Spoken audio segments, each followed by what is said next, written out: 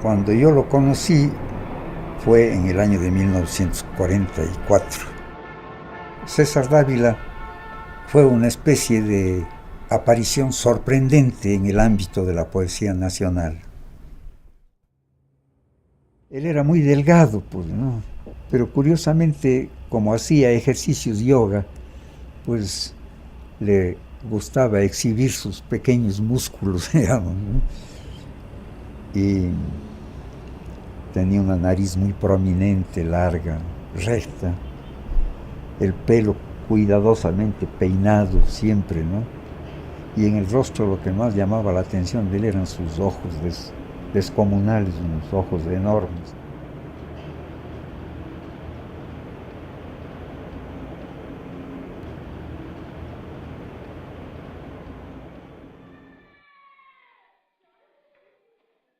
César Dávila Andrade nace en Cuenca el 5 de octubre de 1918. Su educación formal termina en el segundo año de secundaria, dando paso a un continuo peregrinaje por el subempleo.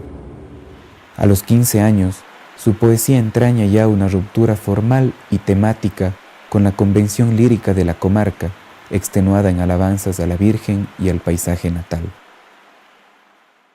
Nunca consiguió en Cuenca un trabajo que pudiera servir de sostén mientras realizaba su obra creadora, ¿no?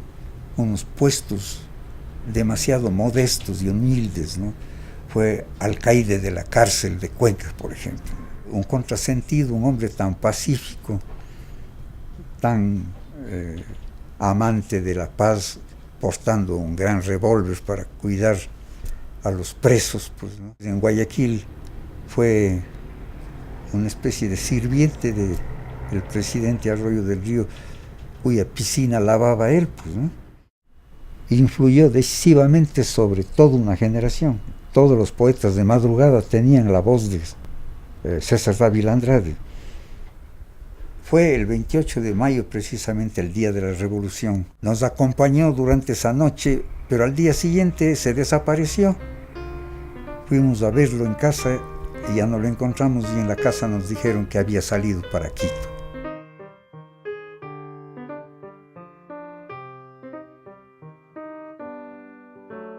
Centinela. Sin un solo suceso, la noche hace el vaciado de su calavera, y los más duros ángeles, desprovistos de sus armas y sus responsabilidades, se acuestan sobre las alas plegadas como en una nueva cuna. Pero los terribles salvadores de la carne del mundo empuñan fuego y retroceden milenios para ordenar rosarios y matanzas, de acuerdo con la temperatura y las veleidades del estroncio venidero. Ellos beben nuestro sueño, putrefacción de luna y diurnas contiendas. Y solo aquel uno, poeta con sortijas de muladar labrado en roca, escuchando el millón de grillos que revienta de un solo amor, solo él dispone de los más hermosos días durante el tiempo de la noche antigua.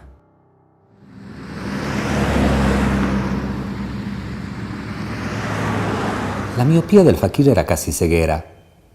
Tal vez por eso le resultaban claras las cosas ocultas en las cosas. Entre todos los amigos del grupo le regalamos un par de anteojos. Y él me dijo: hermanito, el mundo ha sabido ser bello venía y me decía, ¿vos sabías que las moscas tienen patas? Hijo de un sastre que había decidido que heredaría su oficio, la miopía le salvó para la poesía. Yo no veía el camello, comentaba, peor el ojo de la aguja. César, ¿vendiste o empeñaste los anteojos? Me dijo, sí, hermanito. Pero tú me has dicho que el mundo era hermoso. Dice, sí, pero el ser humano ha sabido ser feo. Leía poco en comparación con nuestra bibliofagia. Por eso sabía más que nosotros. Era transparente como un ángel y no veía la apariencia sino el símbolo.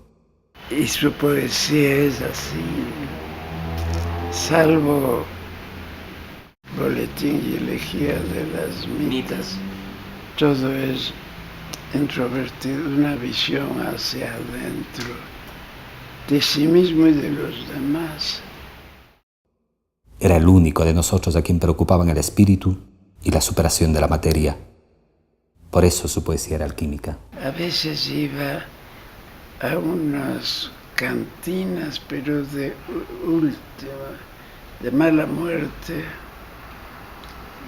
Había unas prostitutas viejas, desdentadas, y él les hablaba del espíritu hermoso escondido en el cuerpo, les hablaba de la ternura,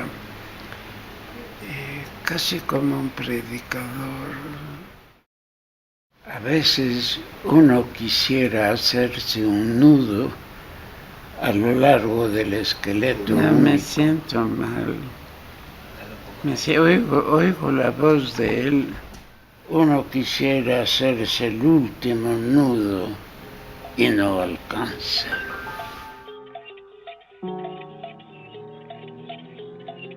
En 1942, Dávila viaja a Guayaquil, donde conoce algunos rincones extraños y sórdidos, como aquella casa en la que se practica una singular terapia a los enfermos de tuberculosis, experiencia que inspiraría, años después, la realización de uno de sus mejores relatos, Vinatería del Pacífico. Una época de transición importantísima, porque era cuando nos querían obligar a todos a escribir como la generación del año 30, en un realismo social muy objetivo. Y entonces Dávila Andrade es uno de los fundamentales iniciadores del cambio. Que hasta en esto es bueno. Es buenísimo. ¿Qué puedo decir? Después de César Vallejo, algunas cosas de Neruda, no todas, yo pondría a Dávila Andrade entre los grandes. Ese es uno de los grandes poetas de América y uno de los grandes poetas universales, diría yo. Porque realmente hasta para un canto de este tipo era extraordinario, Dávila. Canto a Guayaquil. ¿Dónde encontrar tu canto, ciudad nombrada en agua? Ciudad estatuida en planicie solar. ¿Dónde encontrar el canto veraz de tu sustancia? Sin manos apagadas, sin valladar de lágrimas, sin desgarrado tímpano, sin voz de soledad. Mi lengua te ha buscado en una sangre de atlas. Mi oído, su escalera, subió de caracol. Mis manos están verdes de buscarte en la selva. Y mis ojos regresan descalzos de las aguas.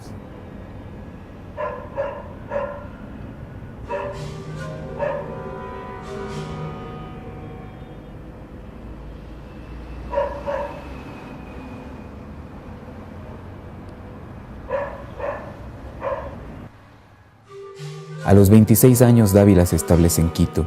Había ya incursionado en la poesía, la narrativa y el ensayo, los tres géneros en los que expresará su singular personalidad vital y artística. Gana el cariño y la admiración de sus colegas convertidos en sus protectores, como Benjamín Carrión, presidente de la recién estrenada Casa de la Cultura, quien le ofrece un puesto de corrector de pruebas en la institución, donde además contribuirá en Letras del Ecuador, órgano de difusión de la casa. Este poeta de provincia escribirá sobre el biógrafo alemán Emil Ludwig, el escritor sueco Axel Munthe, el maestro Zen Sun Cao, el Ulises de Joyce o la literatura de Kafka.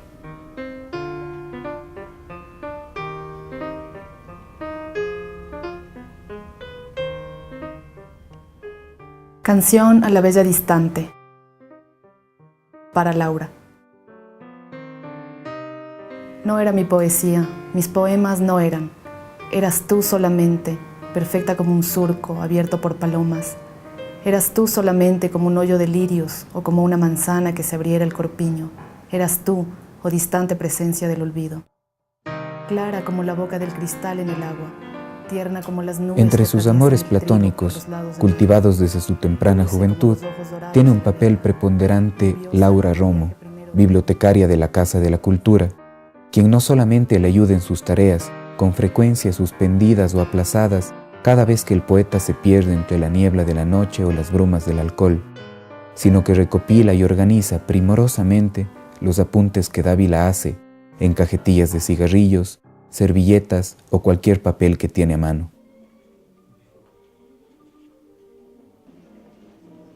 Laura es también testigo privilegiada de la gestación de Boletín y Elegía de las Mitas, el gran poema dramático y coral sobre la expoliación y esclavitud de los indígenas durante la colonia. Dormimos miles de mitayos, a pura mosca, látigo, fiebres, en galpones, custodiados por un amo que solo daba muerte. Pero después de 2 años, 8 meses, salimos 600 mitayos. De 20,000 que entramos.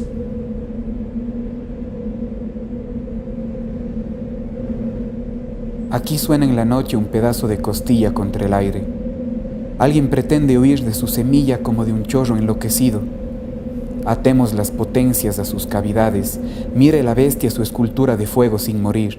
Es decir, esto es lo más grave, ¿no? Es decir, de todo el corpus que poseemos total, de todo el número total de poemas de César Dávila Andrade, más de la mitad no se han leído, no se han valorado o se lo han despreciado porque se los ha calificado de herméticos sin más y hasta luego. En beneficio de poemas sin duda con un gran valor como Catedral Salvaje y Boletín y Elegía de las Mitas. No hay angustia mayor que la de luchar envuelto en la tela que rodea la pequeña casa del poeta durante la tormenta. Además, están ahí las moscas, veloces en su ociosidad, buscando la sabor adulterina. Hermético entendido como esotérico, como críptico, como enigmático, como poesía difícil. Démosle la vuelta. Hermes, ¿no es cierto? Hermético de Hermes, el dios de las comunicaciones, el dios de los secretos y de los misterios, el dios de los traficantes y de los ladrones, finalmente el dios de las fronteras. Entonces, esta poesía hermética es hermética porque está en la frontera entre lo que es considerado lírico y no lírico, entre lo que es considerado poético y no poético. Es una literatura, es una poesía de transición, es un momento de ruptura profunda en la literatura ecuatoriana, especialmente en la poesía lírica. Palabra perdida. Embrujar el poema de modo que todas sus palabras, girando de la circunstancia al centro por el soplo del mar entre las columnas, se conviertan en la palabra. Algunos los citan, los ponen de epígrafe, los parafrasean en sus poemas. Entonces esto es lo curioso, los críticos no entendieron el Dávila hermético, los historiadores no entendieron el Dávila hermético, los jóvenes poetas ecuatorianos más recientes no solamente que lo parecen entenderlo, sino que parecen recuperar esos encuentros, esos hallazgos del poeta hermético. En 1949, Dávila se embarca a Venezuela. Tras una corta estadía en Mérida, se instala en Caracas, donde desarrolla la mayor parte de su obra poética y narrativa. Yo hice una antología sobre César, ya hace un tiempo largo. Y el prólogo lo escribí en Cartagena de Indias. Y estoy seguro de que lo escribí con la presencia de él. Era precioso en su locura, César. y a veces nos llenaba de angustia. Y la angustia fue mayor, fue el día de la noticia. Es que,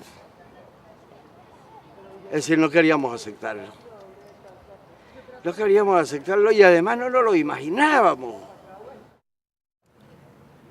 Lo escuché, no tenía dinero justamente esa tarde. Fue a hablar con Luis Pastori, le prestó unos cuantos bolívares, compró una hojilla y ya, se cortó. No lo imaginábamos que de morir tenía que morir, si tú quieres, en la calle, en un estado de ebriedad. Solo él dispone de los más hermosos días durante el tiempo de la noche antigua.